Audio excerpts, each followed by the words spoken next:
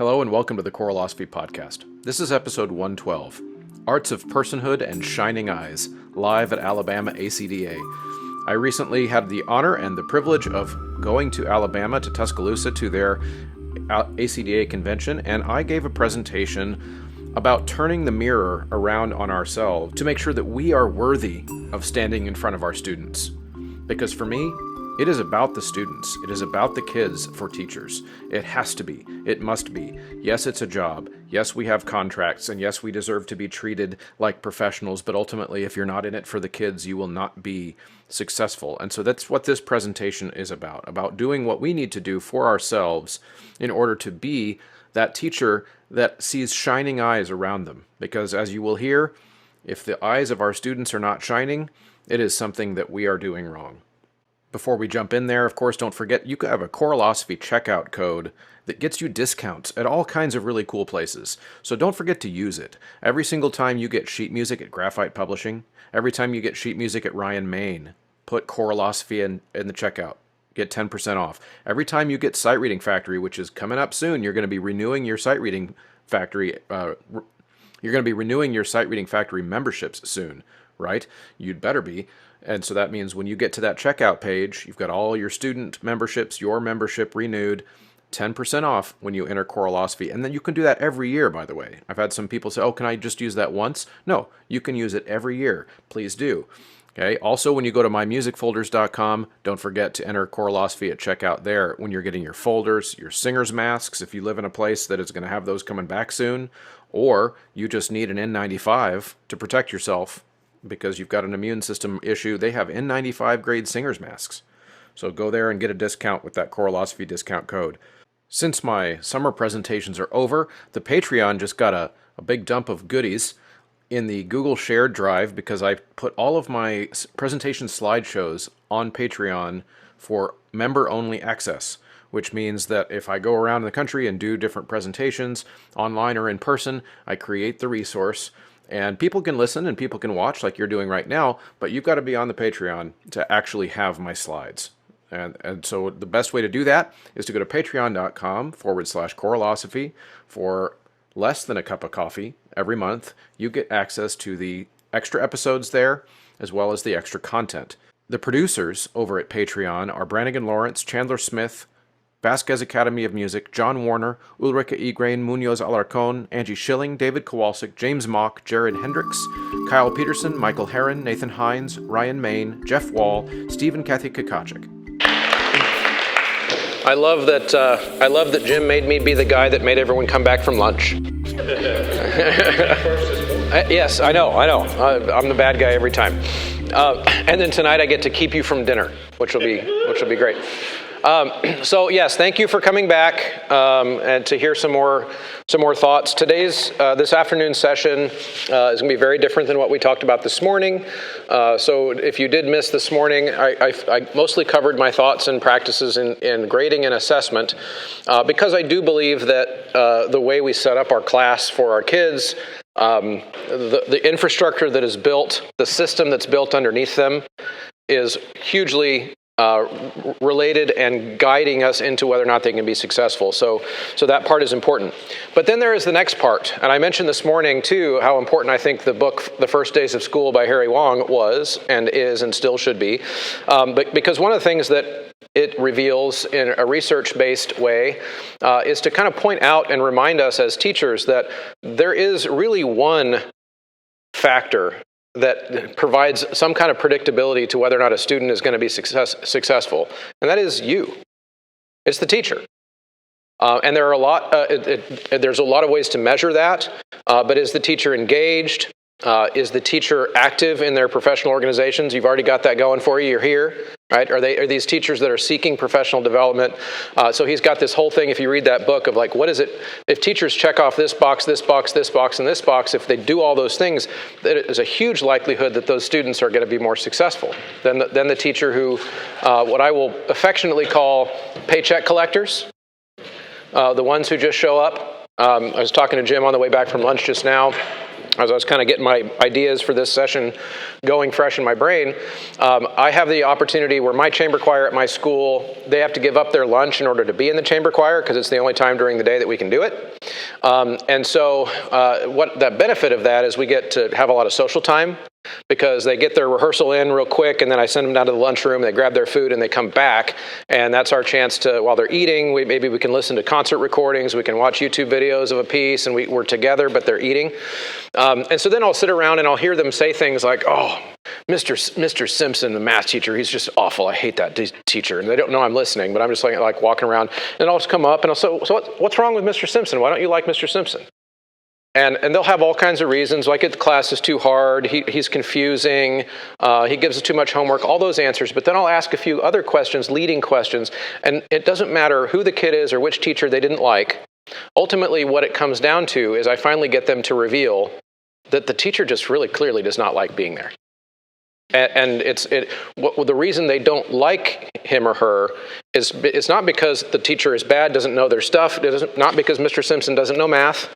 It's because there isn't an infectious joy that will get a kid who doesn't already like math to like math, okay? So in music, it's no different ultimately. And so today's little talk and discussion, because I do want, this will probably end up being a little bit more of a discussion, is probably the least exciting title for any session that you'll ever want to go to, where I might suggest to you that you are the problem. Okay, we are the problem. If things are not going the way we want them in our classroom, ultimately we are the only one who we can control. It's not the principal's fault. It's not the school district's fault. Ultimately, those are our kids and our care in that classroom at that time. So let's dig into a couple things.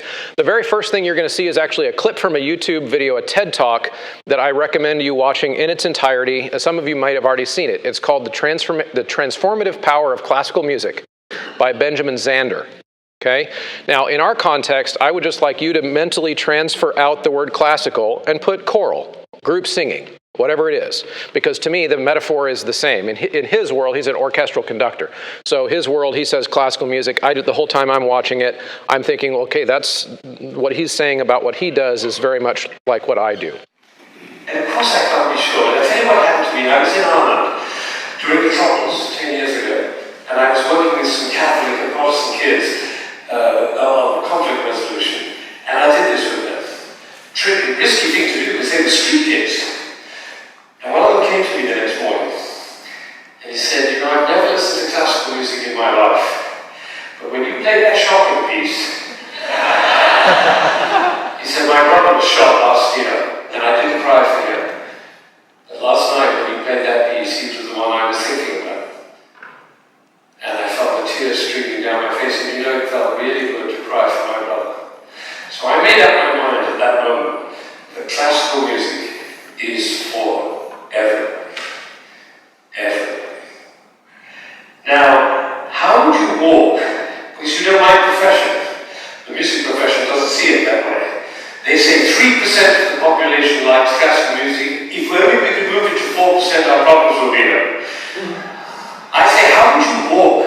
How would you talk? How would you be if you thought 3% of the population likes classical music? Only we could move it to 4%.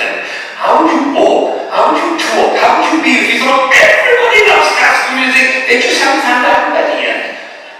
See, these are totally different worlds. Now, I had an amazing experience. I was 45 years old. I've been conducting for 20 years. And I suddenly had a realization. The conductor of an orchestra doesn't make a sound. My picture appears on the front of the CD. But the conductor doesn't make a sound. He depends for his power on his ability to make other people powerful.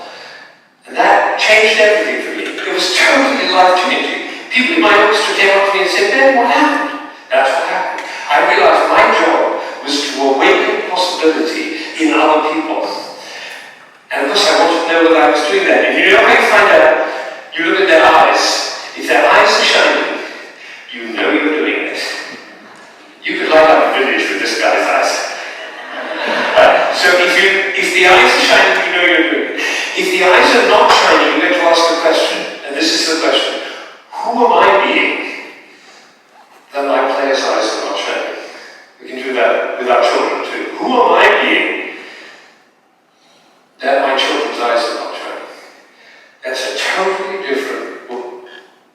Who am I being that my students' eyes are not shining? The first question you ask. Not which principal I can blame. Not because they changed my schedule last year and I liked my schedule last year better. Not because they lowered my budget. Who am I being that my students' eyes are not shining? And I think it is the most important question. He started to tell his story, and I recommend watching the whole thing. This was a transformative YouTube video, TED Talk for me to watch in my career, because it came out many years ago. It's got millions of views now. I mentioned this morning that we put on videos at my school while we're individually assessing people. So I found this video in that same way. I was at the last minute searching up just TED Talks about music because I got to put something on so I can go in the practice room. And I came back and ended up watching one of these. And this moment was profound for me, because it made me think in terms, again, of turning the mirror around on myself. So my personal story with this transformation is that when I started at Lee's Summit High School, where I currently teach, this is 17 years ago, I had just come out of my master's degree in conducting. I had been teaching adjunct at the college. I'd been directing college choirs, teaching college voice lessons, doing all kinds of fancy things. And my expectation, very similarly to as we heard this morning, of thinking it was all about me when I stood up in front of the room. My thought was, I've just been teaching at the collegiate level. I am now teaching at the high school level. What I will do is I will show up on the podium on the first day and I will impress them with how much I know. And that is the way to get the high school kids to sing for me. And then, I don't know if I'm allowed to say words like this, but they don't give a shit. They just don't care. They don't care. What they care about eventually is they want to know that I would wrestle a bear for them. And then they actually do like that I know stuff.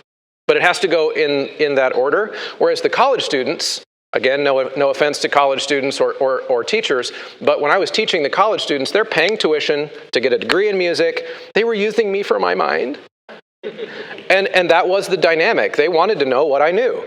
And if I didn't know anything, then they get out of here and bring in a professor who knows what they're doing. But high school kids are not that way. Right? And because they're not yet to that point where they're paying that tuition.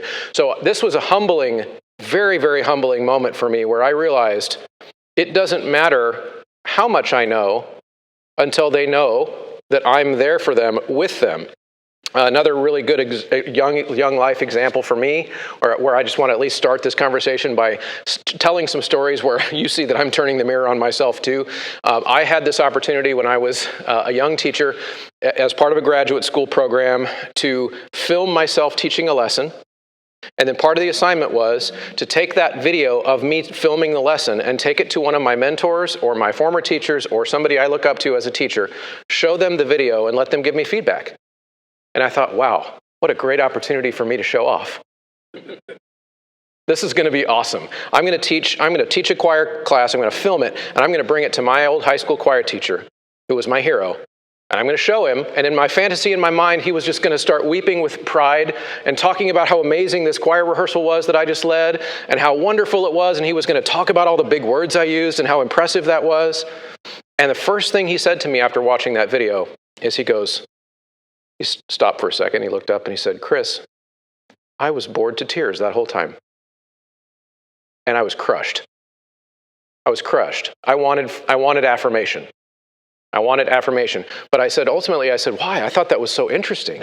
And because this is, of course, a man that knew me when I was 14. And he's like, "I know you would think all those things were interesting. You're a nerd." And I was like, yeah, okay, but there was lots of interesting things in there. And he goes, "Chris, ultimately, the reason I was bored is because I know you.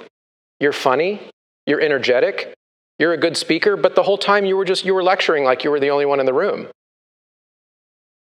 And of course I was crushed, but I needed to hear all that.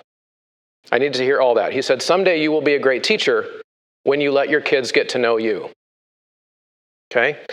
So ultimately that's what this is about. Who am I being that my students' eyes are not shining? Ultimately asking that question first. So I talked a little bit as we started about Harry Wong's book. I'm going to kind of touch on that occasionally throughout this. But the quality of the educator is number one factor in student outcomes. Now, where do we get our quality from? I believe, I shouted out earlier this morning that my favorite director was Eve Ely, and I said his authenticity. What I mean by that, I meant authenticity in that I believed when I was in Dr. Ely's choir that the Dr. Ely that I was seeing on the podium was the same one that I would see if I was talking to him in the hall, is the same one that I would see if I went to his church, is the same one I would see that he presents to everyone else. How ourselves can we be? Because I believe very strongly that the more authentic, more truly ourselves we can be in front of our classes, the more at ease we will be. Now think of it this way. If I have to interact with you as my students, say you're all part of my choir, and something happens within the choir rehearsal in which I have to react in that moment, right? Whether it's react to discipline a student, react to praise a student, whatever it is, if I have to filter my reaction through a version of myself that I've been working on to present to the students, okay, it is going to delay the reaction, and it's also going to put me in some form of stress. Because basically, guys, that's lying. And when we lie, there's that little moment in our brain where we stop to think about how is this going to come out? That's inauthenticity. So one of the things that I believe, I really, really believe that my turn, kind of like Mr. Zander said in that talk, my turn in my career was when I figured out that it was okay for me to just be me in front of my class. I was going to shed some of the things I'd been taught in undergrad where, you know, how formal you are in front of your students is going to determine your success. You've got to keep that separation. You know, there's something to that. You know, I'm not their friend. But at the same time, I also had to figure out how to be me. And so that means if I'm going to be me, this was advertised as a philosophical session, so just dig in. So then that gets us to the next place. If I'm going to be me in the rehearsal, what is the me that I'm bringing? Is it my best self? Because if I'm authentically bitter, okay, then that takes it back to my lunchroom conversations with my kids. I will be the teacher they don't like because I don't like to be there. Okay, so it is on me to figure out a way to like to be there. Okay, and that means, again, maybe, for some teachers, deciding that the kids deserve better than me right now. And that is because it is on us. It is on us. And for most of our kids, we are the only music teacher that they will ever have in that kind of context. For us, we get to pick a job. We could go apply somewhere else. We could go back to grad school if things aren't working out. We've got options. Our kids don't, especially our public school kids that show up based on zip code. We are what they have. So it is a big responsibility. It's a big responsibility. For us choir people, for most cases, we might be the only voice teacher that kid ever has. So we have to think about our mind, body, and our spirit. What we bring into the classroom, that is who we are. Some of this will be kind of obvious, but I think it matters and it's worth talking about. Here is psychologist Jonathan Haidt talking about the mind part of what some of the mental distortions that we allow ourselves to entertain. Rather than telling the historical story, like how did this come to pass, I'm going to focus on three really, really terrible ideas. This is what we found as we dug deeper to write the book, that ideas are powerful, and there are ideas about psychology that are right, and there are ideas that are really wrong. And if you raise kids or you structure an institution around terrible psychological ideas, you'll get terrible results. Now, here's what has happened, and many universities have done this with the best of intentions. So here's how it goes. So here's a really, really bad idea. What doesn't kill you makes you weaker. Now, many of you recognize that this is the opposite of what Friedrich Nietzsche said. So my first book was about 10 ancient ideas and whether they're right or not. And it turns out they are all right with some interesting modifications. So I've got a whole chapter there on the uses of adversity. In every culture that leaves us writing, leaves us a body of ideas, there's the recognition that adversity leads to growth and strength.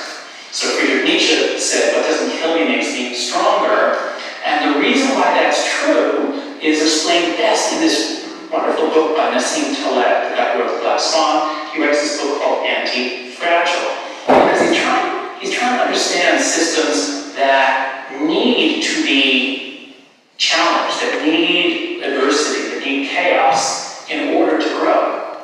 He's thinking directly of the banking system. The American banking system was so fragile before the financial crisis. He's one of the people who predicted that it was all going to go down because it has no resilience built in. What he wants isn't just resilience. So the way to think about this is, a wine glass is fragile, and so if you give it to little children, they'll play with it, they'll drop it, it'll break, and that's bad for everybody. So we don't give them glass, we give them plastic. Plastic is resilient, and so if they drop it, it doesn't break, but it doesn't get better, right? It doesn't improve the more you throw it. So what's the word for things that get better the more you throw them? The more you stress them? And it isn't one. So Taleb coins the term anti-fragile. And examples include bones. Your bones get as strong as they need to get the shocks on them. So if we do space flight for years, they get weak. Even in weeks or months, they get weak. So you need stress on your bones. The immune system is the best example. Peanut allergies are now 3 times as prevalent or more than they were in the 1990s. Why is that? Well, some allergists, some immunologists noticed that this is only happening in countries that tell pregnant women to avoid peanuts. And so they did a very direct test. They said they recruited about 600 women who recently given birth, and there's an Israeli snack food called bamba, which is like a popcorn chip, like a Cheetos type thing with peanut powder on it, so it tastes like peanut butter bit. So, a 2 or 3 month old infant can enjoy eating bamba. So they recruit 640 mothers whose infants have either eczema or egg allergies, which means they're at higher risk of a peanut allergy.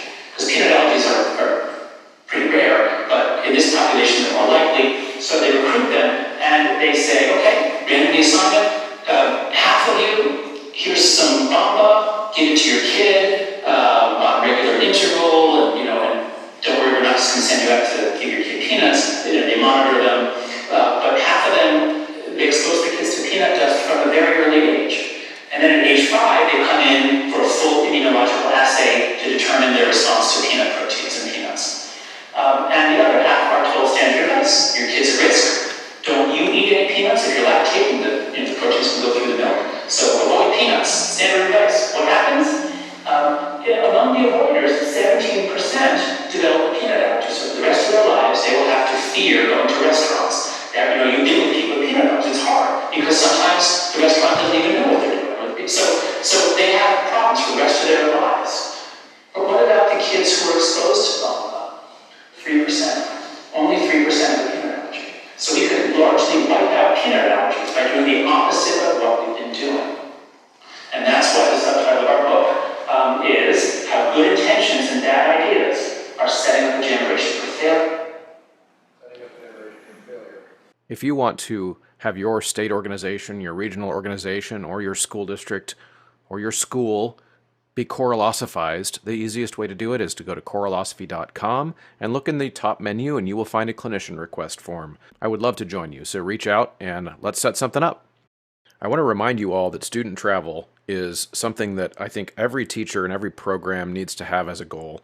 DCINY, Distinguished Concerts International of New York, is a fantastic, high-quality opportunity. If you're thinking about a trip, New York has to be at the top of the list. And if that is the case, then I want you to go to dciny.org and check out their various concert offerings to see if you can jump onto one, because they work well with you, they are awesome, and I think that they are a great company to work with, and I encourage you to check them out. So raise your hand if you are already familiar with the concept of anti-fragility as described there.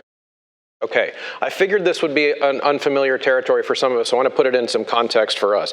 So Nassim Taleb is a mathematician who he was just referencing, who coined and invented, his first language is not English. Nassim Taleb, he speaks Arabic. And so he noticed that in our language, we don't have a word to describe what happens to a thing that when you bust it up or stress it or push it or break it, it actually grows back stronger.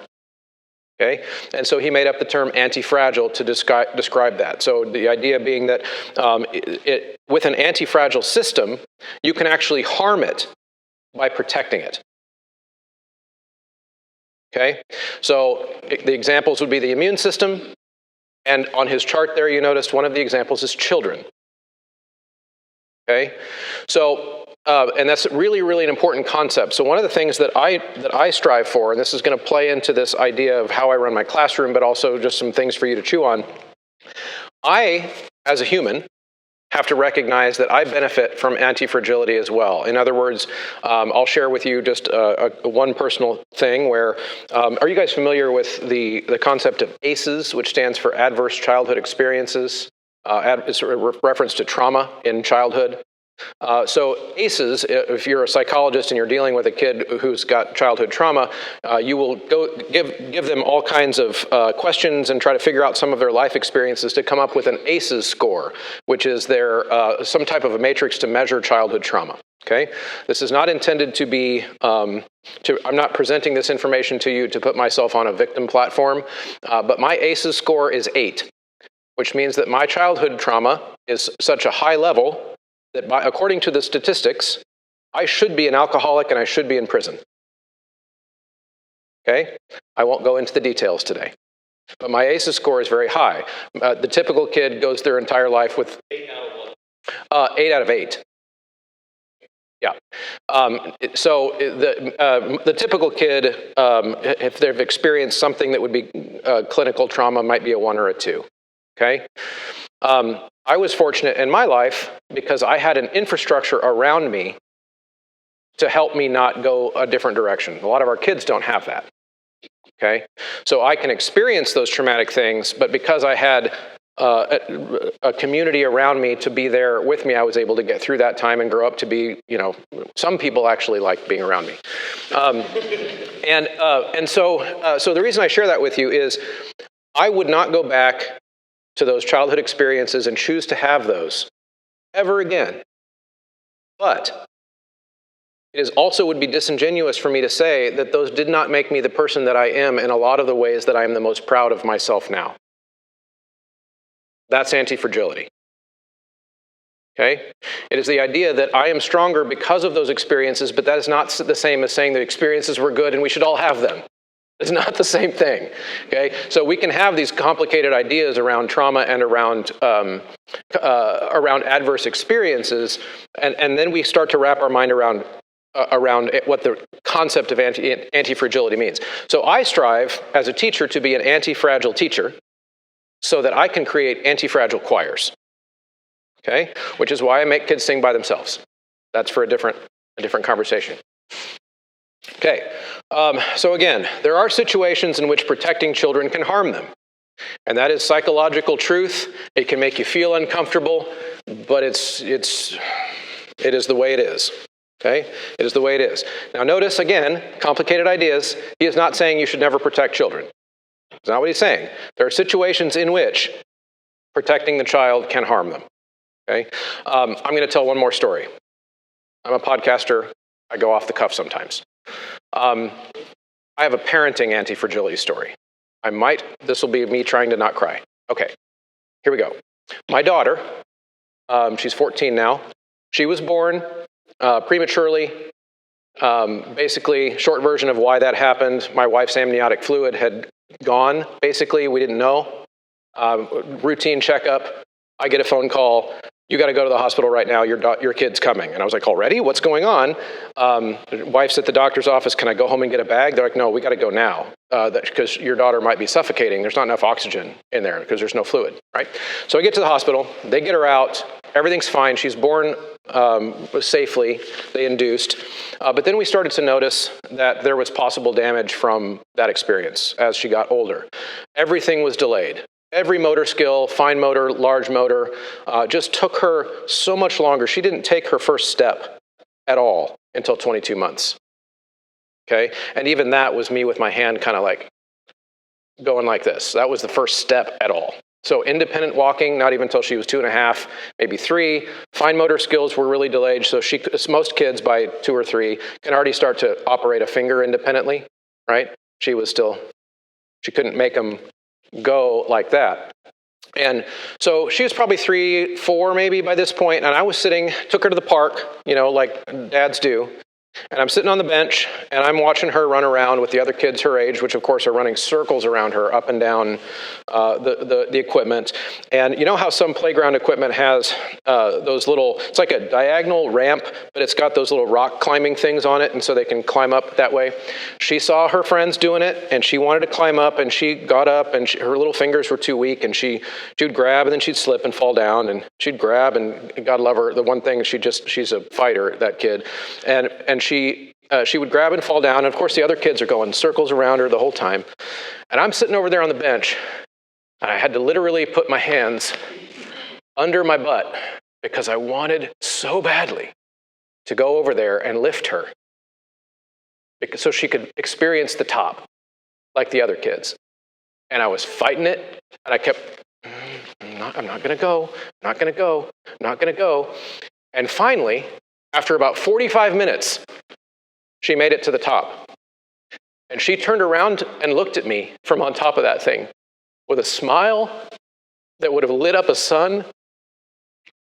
And had I gotten up and lifted her, I would have robbed her of that moment. Because she would never have learned that she could do it. She could do it. I told you. There are situations in which protecting the child can harm them. So again, in this topic, in this conversation, we are still in that area of the teacher's mind, which, as we've discussed already today, the teacher's mind is a big predictor of where the students' minds will go. So some of these things are from the discipline of cognitive behavioral therapy. Sometimes you'll see it referred to as CBT. This is kind of the gold standard of how we make people fix themselves through going to a therapist or whatever. And people who engage in these distortions, this is a list, it's small on the screen, and I'm going to read several of them. So people who engage in these distortions are typically unhappy and ineffectual in their long-term careers. So let's go through some of them. Filtering, which is defined here as focusing on the negative while ignoring the positive. Catastrophizing, which is expecting the worst case scenario and again, minimizing the positive. Polarized thinking, which is all or nothing thinking that ignores complexity. It's either good, it's evil. Heaven's reward fallacy, expecting self-sacrifice in order to get a reward. Okay, I'm going to skip a couple for time. Some of these I want you to think about how often you see these exhibited on Facebook. Global labeling, which is the extreme generalization of people, places, and things. All the shoulds, we hold tight to personal rules of behavior and judges the self and others if rules are broken. Another way you could put that is purity culture. Okay. Another one, always being right. Being wrong is unacceptable. Being right supersedes everything. So I mentioned before, the turning the mirror on ourselves. I told the story about how I was going to impress everyone. That one was mine. I needed to be right. I still enjoy being right. Okay, but I actually get more benefit now because I've reflected. I get more benefit out of the learning so that I can be right next time. I can see that that's something I had to grow to do. I become happier by shedding that mental distortion. Here's another one. Overgeneralization assumes a rule from one experience. So you've had one experience with a thing, and now you just assume that that's always going to be the case, that negative thing that happened. Right? So what's the value here of recognizing these what he calls mental distortions? This is more of Jonathan Haidt's stuff. Okay, so the cognitive distortions, if we don't reflect on our use of them, because these are things that everybody does, by the way. Everybody does these things. But the more aware of what we're doing that we can be, the more likely we are to engage with the world as it is, and not as the little, the image of like the demon on one shoulder with the angel on the other shoulder that's like one's telling you a good thing and the other's telling you a bad thing. It's kind of like that. It's like how much time do we spend listening to that bad little demon telling us all these horrible things? The reason I chose to bring up Facebook with this is because social media actually is designed to reward all of those behaviors. And that's not a conspiracy theory. That is what they say. Okay? In other words, if you ever get a chance to listen to or read books, for example, anybody seen the, what's it called? And I'm going to blank. It's the Netflix documentary thank you, Social Dilemma.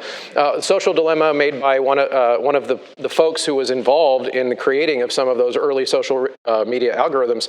They flat out hired a team of psychologists to figure out how to design a platform to make sure that people would be doing those things.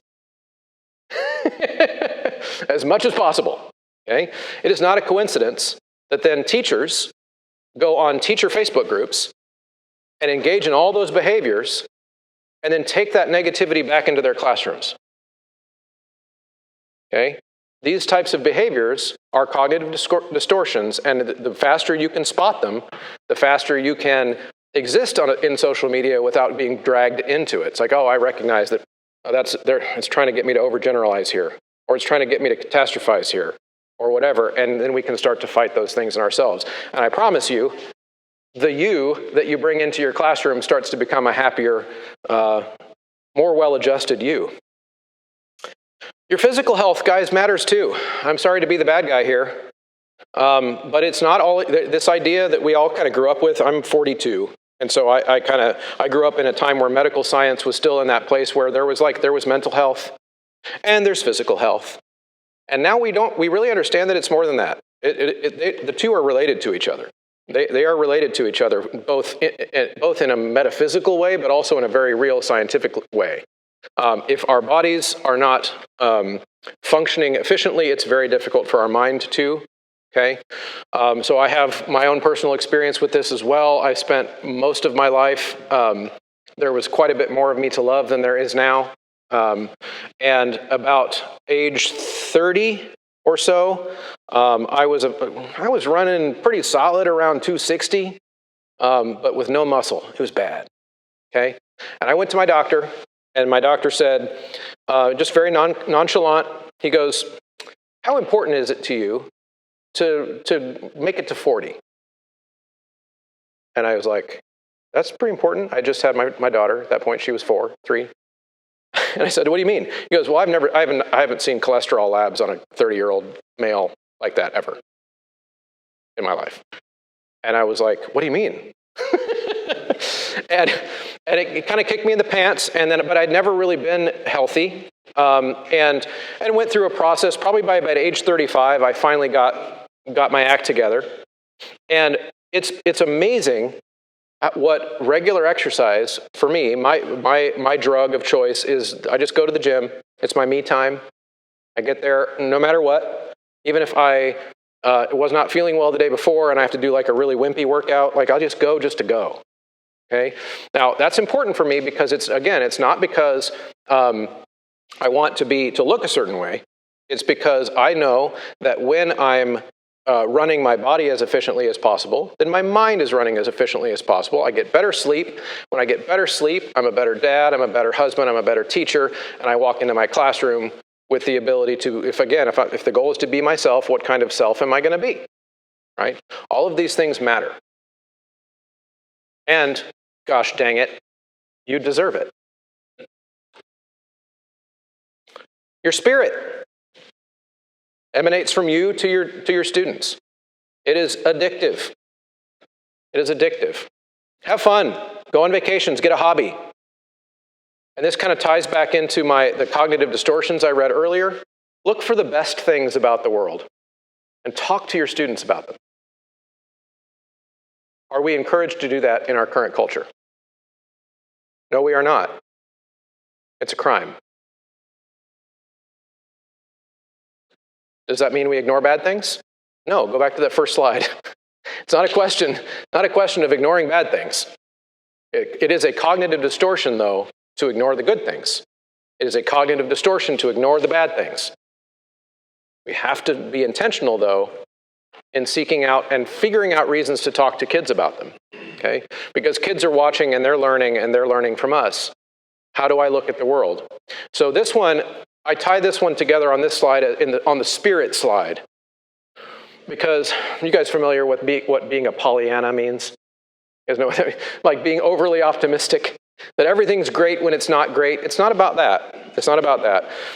It's about recognizing being willing to articulate and work into your daily routine an appreciation for what we have.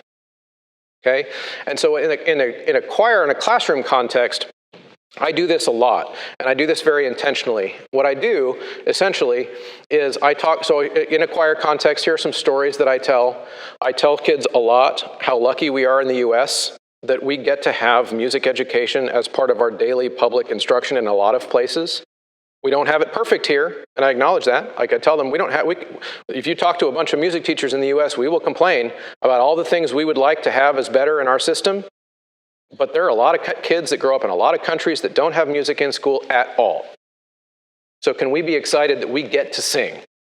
Like we get to sing, and you get to come here basically for free because you live down the block, and you get to show up at this school, and you get to sing in a choir, and actually we're pretty good, and you get to just show up. And then I've got friends who grew up in England where they are not allowed to have choir during school. It is national law. Choir cannot occur from bell to bell. Okay? Which is why to be in choir in England, if you're a kid, you have to be really, really good, because then you get recruited into one of the choir schools. But for most kids, the rank and file kids, they don't get to experience music education. So we talk about that in my class. How lucky, especially I pull out that kind of stuff when I see that they're losing motivation. Wait a minute. You don't want to sing today? How would you like to go to a school that doesn't ever get to sing? They have to do like math and science all day long. And they're like, really? Yeah. Okay, and then because again, what I'm choosing to do is I'm choosing to help them frame it in an appreciative context. Not to ignore the things that we wish we could make better, but to help them appreciate what they have. And we've talked already quite a bit today about authenticity. But this one I want to develop just a little bit more. Authenticity is living with integrity. That's how I define it. Okay? It just means to live with integrity simply means I am who I say I am. It's not a value judgment. You could have one completely different set of values and live those set of values. I could have a completely different set of values, and we could both live with integrity. As long as the values I say that I am and I embody, I actually am. Okay? So if I start telling myself, so here's my example. If you ask me, like, what are the things that I value, and what order do I value them in, I will tell you that I value my family, I value my job in that order. Okay? But if my actual life reflects that I ignore my family so that I can do a better job at school, well, then I'm not living authentically. I'm living with low integrity. Because I know it sounds better to tell people my family is my value. But then I don't come home from work until 9 p.m. Well, so then what's my actual value? My actual value is my job, and then my family. Okay? So again, that's what living, and that's an oversimple. I think I do recommend, this is an exercise I have people do sometimes, where going beyond just family and job, but to actually write down your values sometime. Try to go about 10 deep, and then put them in order. Put them in order. And then look at your calendar. And decide whether or not you are actually living with integrity and living authentically. Okay? And it could be that you then realize that you need to rearrange some of your values or rearrange your life. One of the two. But it will take that in order to do that work of aligning your life with your values. Okay? I recently, 3 years ago, when I started the podcast, I stopped doing church work. And that was part of why.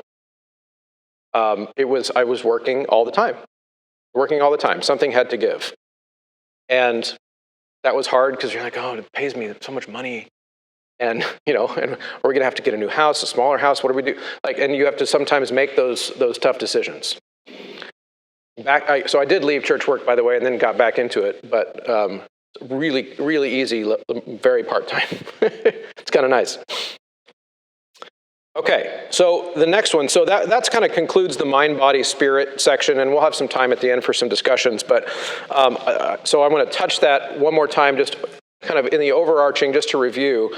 The mind, the body, the spirit are connected, and they are very much related to whether or not we can be effective teachers. I really, really believe it.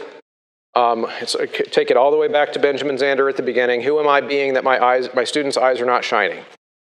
Okay, if they're not shining, it's something that I need to fix because I'm the one who brings the energy. It is not my student's job to bring enthusiasm that day. That's my job. That's my job. And so I try to be infectious as much as possible. Okay, and so all those things work together for me to be able to do that. Now, this next part is a little bit different. As we try to think about maximizing not only our own mind, body, spirit, our energy, our contribution in the classroom, but also our knowledge. The overall talk, right, is maximize you. So we're going to talk about our knowledge of what it is that we teach. Okay, how invested in the most recent research are we? How invested in, I talked this morning quite a bit about the science of reading. Do I teach kids to read music? Do I know anything about how the brain works when we read? That's a problem. Okay? Those types of things, can we get into that? And right now, the educational trend is new fad programs. And raise your hand, public school teachers. Public school teachers. Okay? Private school? Okay, so mostly public school or higher ed, right? Professional developments. Got to go to them. You will show up, and it will always be the next new thing. Right? The next set of terminology that we must use, the next way we must rewrite our curriculum so that we match this terminology, and then and it's all stuff that they will tell you. This is the most recent, research-based kind of thing. But here's the thing, everyone: it's not research-based. It isn't. And the reason I say it isn't is because almost no educational research is empirical. Okay, we are infamous in education as far as the social sciences, because education is a social science, meaning a study of people. Okay? We are widely known in social science circles as to being the least rigorous in the way we do research. Okay? So if there is a new educational fad that you are being presented with, I'm not saying skip the PD, because you get fired, so you got to go. But go with with a certain grain of salt and be willing to ask questions like, how do you know that this will work? What can we talk about the research a little bit? And what you will find, you guys can imagine my principals, when I walk in the room. Because I do, and I've been asking this stuff for years. And what you will find is if they are willing to show or able to show any research at all to back up the recent fad, it will be a sample size probably of 50 or 60 kids that they studied this thing on. Once, and then never recreated it. That is not science, people. It isn't. And that is what most education research is. Okay? So when I say skip the fads, here's what I mean. I don't mean skip the meeting. I mean show up armed with your own knowledge. Okay? I'm going to talk about this more in a second, but show up knowing that this is a problem. Okay? With just a little bit of healthy skepticism, so that you can take whatever it is that this new program in your district is offering, and figuring out a way to integrate it with what you're already doing that you know works. Okay? Because ultimately, if you're not armed with any kind of science, the only thing you know is what has been working for you. And I think it's really, really important that we all recognize that there isn't one right way to teach. Because again, the way I teach works because it matches with my personality. Anything that I give you as advice today would have to be then filtered into your personality and made work for you, right? Which is why education is so hard to study. Yep. So if we're getting this new system, the more we can import it into as an option in our arsenal of things to do. But ultimately, and I think this is where, in case you're not following some of the jargon, this is important. We can't know what the right way is to teach. Because every time you try the new thing, it's going to be with a different group of humans. Yeah, you can't do a controlled study. Okay? Because you would have to somehow figure out how to get that same group of students to be living in the same life experience and circumstances, and then go do all the thing again. Okay? And then erase from their memory the first time. Like, that's what you'd have to do. That's why social science just is very hard in that way. Okay? So I think the problem is that in education, this is an uncomfortable concept that I think some academics would hear me talk about this, and it's a little bit threatening because we make our careers in higher ed by presenting research, and we want it to be like high quality and people to respect it. But ultimately, the problem with it is that that we do it to get the degree, and there's not ever going to be somebody coming back 5 years later asking you to replicate your experiment that you did. Because we don't really need that, so we go on and we move on. So if the evidence that we are gathering and if these educational methods and whatever it is that we're doing are to be incorporated, and I think it's as Dr. Mitchell says, which is that they are simply incorporated as new options that we could choose from that simply make our arsenal or our quiver of arrows, of educational arrows, even deeper. That's important. Oh, one more thing. And again, does this make our job harder? Yes, it does. Yes, it does. It means that we are constantly responsible. We are the ones responsible for keeping up with what does the latest research say. So what do we have to do to improve, or what do we have to improve in order to make our programs better? Okay. One more clip here. This is from Iowa ACDA last year. You guys are going to rip on this. It's you. It's you. You and the program you create. If I want students to take my class, that's one step. Stay in my class is another step. And in order for them to want to stay, they're going to need to get the best version of me that there is. They deserve it, number one, but it's also going to be what keeps them coming back in high percentages. A couple of things I want to add to that. So the idea that our own knowledge of our content, our own knowledge and mastery of our own musicianship too, is the next piece of this. Okay? So I mentioned this morning, kind of in passing, the topic of my morning session was not on how I actually run a rehearsal, but I did mention that in our class, we don't play notes for kids, ever. So from first day of school in 9th grade, no notes are played. They only get the tonic. And it is their responsibility to find their pitches from that. Starting at beginners, and I don't care if they've never sung before. Okay? That is how we start. And ultimately, what I've discovered is that it takes them, you'd be surprised how little time it takes them to adjust to that expectation and just stop asking. So it is not a thing in my rehearsal for somebody to say, could you play the alto part at measure 22? They would never ask. And if a new student came into my class and asked for that, everyone would go, play it? I have a full-time accompanist, you guys, and she does not sit at the piano during rehearsal. Like, she's not ever there. She does other things, okay? And so the reason I bring that up is because in order to run a rehearsal that way, I have to be able to hear all the music in my head happening, okay? When I was raised, like most of us, I was raised in rehearsals where all the notes are being played by an accompanist as we sing, okay? So in order for me to run a rehearsal, I had to work on that.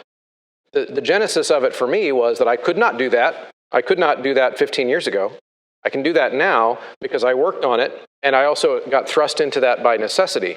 So that's just one of many illustrations. So these are things, whether it's pitch or whether it's rhythm or whether it's maybe for some teachers, if singing was not your background, maybe you're a pianist first, maybe it's vocal pedagogy insecurities. Whatever it is, we all have our thing that can lead us into maybe not offering the fullest, richest experience to our students as we possibly can. So in this last little part that I'm going to do before we have some discussion time is that as we think about all these things, as we kind of reflect, since this whole thing is about turning the mirror around. Okay, so as we reflect on ourselves, asking the wrong questions can become dangerous. So at the risk of continuing to say things in a very blunt way, I will say them, that sometimes music education philosophies get presented in a way that I disagree with. I've probably presented things here today that you disagree with. Bothers me zero. Okay? But that's part of me living authentically. I have to be myself. I have to present what I truly believe, or else you guys would see it really quickly. So I pulled up here, this next slide. This is from Music Matters, A Philosophy of Music Education by Silverman and Elliott. I do recommend reading the book. But the reason I'm pulling it up is because it advocates asking, last time I did this was like on a big projector, so this is going to be tricky. Based on what I've told you today about my philosophy, is which of these questions do I like and which of these questions do I not like based on what we've already talked about today. So I'm going to give you a couple. I'm going to read 4, and I want to see if you guys can vote on which ones I don't like. Here's one. Will this form of musicking boost their confidence in their ability to learn how to perform, improvise, and compose? Will this kind of music motivate them to ask important questions about how to make music more effectively? Is it likely that my music teaching strategies will increase learners' self-sense of worth? And will my ways of teaching music motivate learners to continue making music after their elementary or secondary school years are done? I read 4. I like 2 of those and I dislike 2 of those. That's a hint. I read number 3, number 4, and 6 and 7. How do you feel about the word music? I typically don't like made-up words that only people that took that class in grad school understand. Yes, but that's not why. That's not why. I don't like that word. But that's not why. You were right. Whoever said 3 and 4 is correct. And the reason that I don't like them is because they're not reflective. Okay? So will this form of musicking boost their confidence? It is my belief that forms of music don't make people confident. Okay? It's the way I teach you the music. I believe that a master teacher could sell any kind of music to any kind of kid. Okay? So it's not something magic about that type of music that makes that kid makes that kid's eyes light up.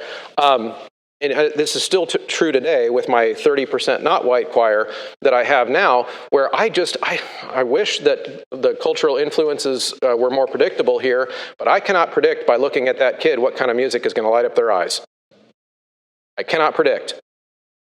It is really interesting, actually, how unpredictable that is.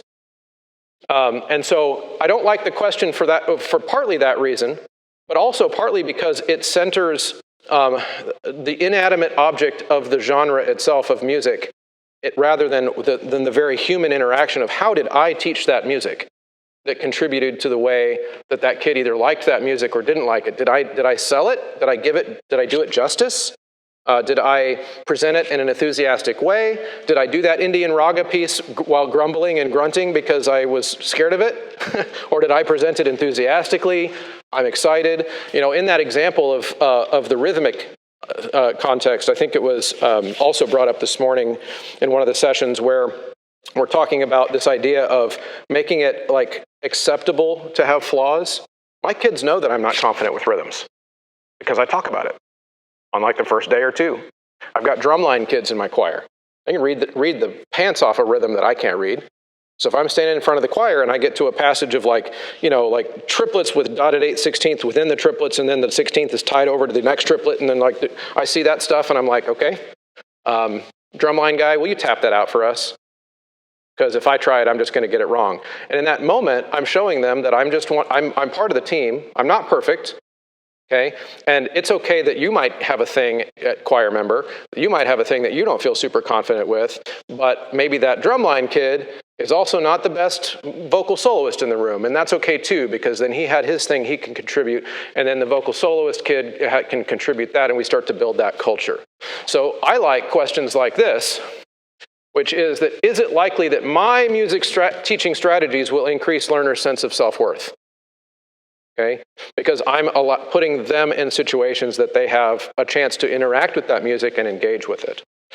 I also like questions like this. Will my ways of teaching music motivate my students to pursue the lifelong goal of human flourishing, which includes happiness for themselves and others, fellowship, health, and well-being, a sense of personal significance, and other arts of personhood, which I love, which include individual and shared capacities and dispositions to act justly towards others.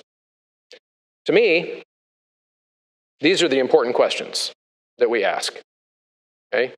And then I will throw this in as we finish. All of these things on the bottom side, these teacher-centered questions, me asking me how I'm doing. Okay? When we do those things, we will also end up just being better at making music. We don't choose between. We don't choose between. We become the great choir, we become the great band, we become the excellent orchestra, whatever it is, by seeking to figure out how each piece becomes powerful. Like Benjamin Zander said, as conductors, we don't make a sound. We depend on our power, we depend on them discovering their power. That's what makes us look good. So even if our motivations are completely selfish, and we just want to be seen as the best choir director in the world, you would still be better off doing this, because you will have better choirs. Okay, so I really like it when people are getting to the end of something like this, and I love looking out here and I see a lot of this.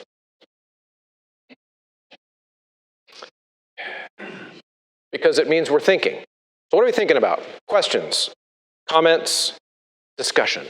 So you said that courses that do not increase the self-worth or their livelihood, improve their livelihood, are worthless and that are worthless and shouldn't be in school.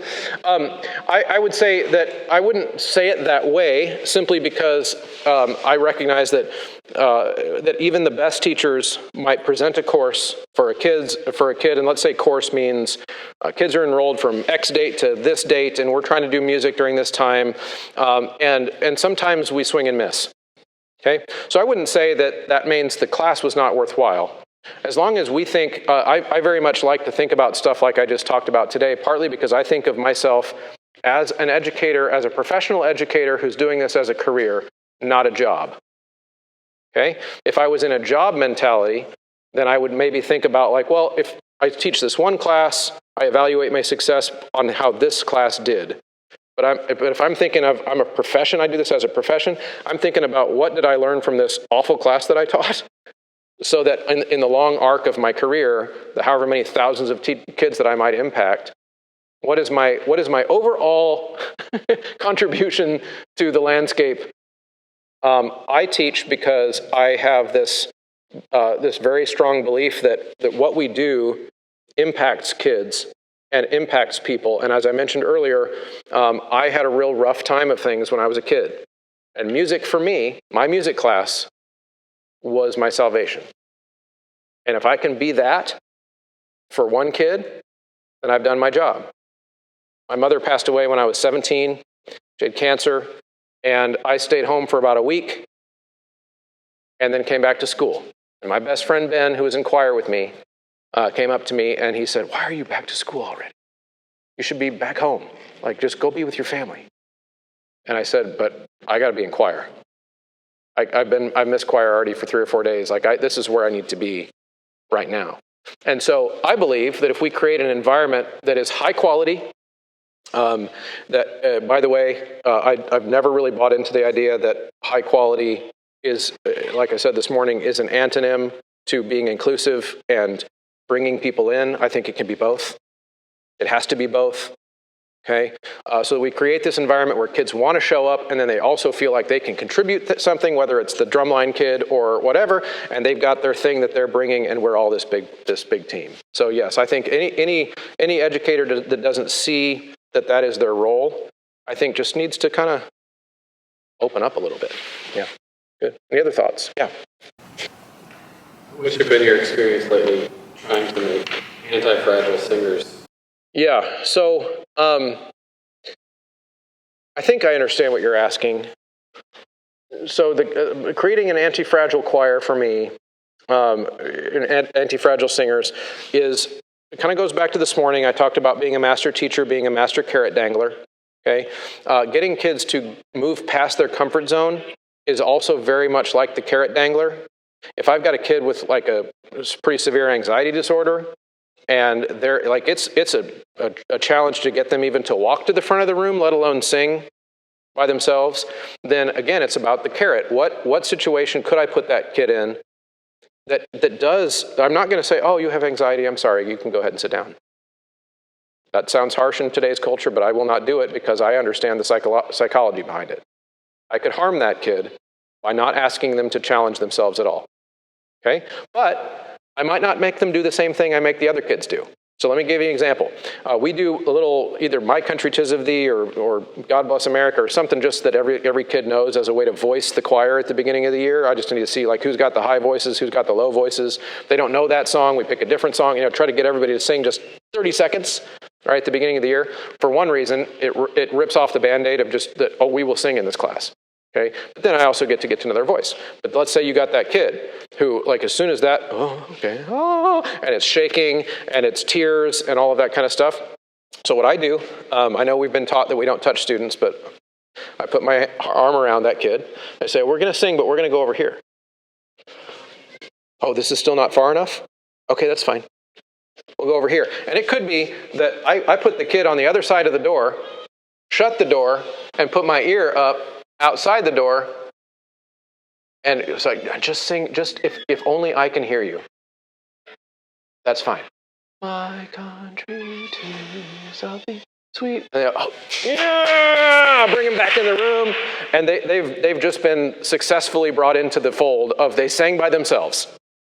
Because like I said this morning, we start where every kid is.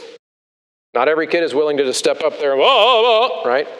And so I don't know if that answers your question, but what I try to do is try to figure out a way for every kid, no matter where their comfort level is, they're still going to do the activity, but I might be getting super creative with how I modify that activity so that everybody's involved, everybody's doing it, but in a way that their first experience is attainable. You guys are deep in thought. I love it. Well, thanks everybody. This has been really fun, and I will see you at whatever time I see you, 3:30, 3:45, something like that. It's going to be fun. Educational philosophy. Thank you as always for listening. I hope you found that useful or helpful. Don't forget, if you're listening in the audio form, there is a YouTube version of that, which means you can see some of the presentation and some of the slides. It's a little bit hard to make out the screen on the video. However, if you are on the Patreon, patreon.com/Chorosophy, you can see the slides as you listen and or watch. So don't forget to consider that. It is a big help. It is how I keep the lights on, literally and figuratively. And of course, if you haven't yet left a rating on the podcast apps that you use, leave a rating on Facebook, like, share, subscribe to everything you can subscribe to. These are the things, the stats that help me run the show. So thank you so much. I appreciate it, and I'll see you next time.